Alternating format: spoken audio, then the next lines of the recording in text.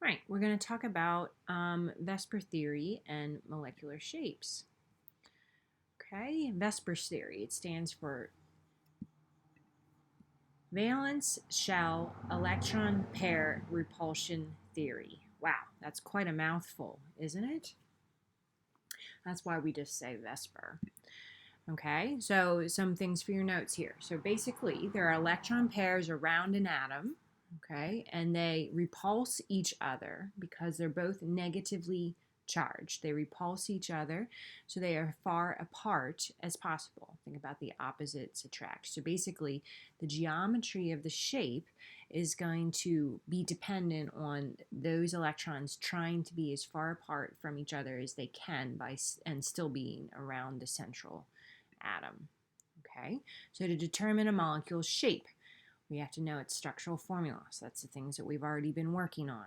Okay, and then you have to determine the shape from that. So you want to look at the number of bonding pairs and then the number of lone pairs. So the bonding pairs is when you have two different atoms, okay, the central atom and then a terminal atom, and that has electron pairs in between. And then the lone pairs is when there are just two electrons that are not bonded to, they're on the central atom, but they're not bonded to another atom. This is one shape. It's called the linear shape. You can see here's our central atom and two terminal atoms off of it.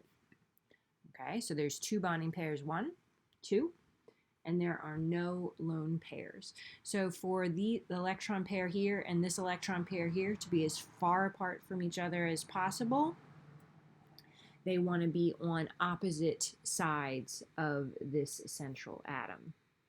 Now this ends up being something we're going to talk about called symmetrical, okay?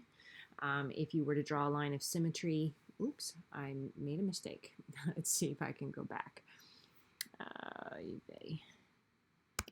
Okay, if you draw a line of symmetry right here, they end up balancing each other out. When we talked about dipoles in the past, if the dipoles are equal and opposite, that's why the symmetry ends up mattering. Okay, here's some other shapes. Trigonal planar. They end up being zero lone pairs. Okay. All right, that's all I'm recording right now.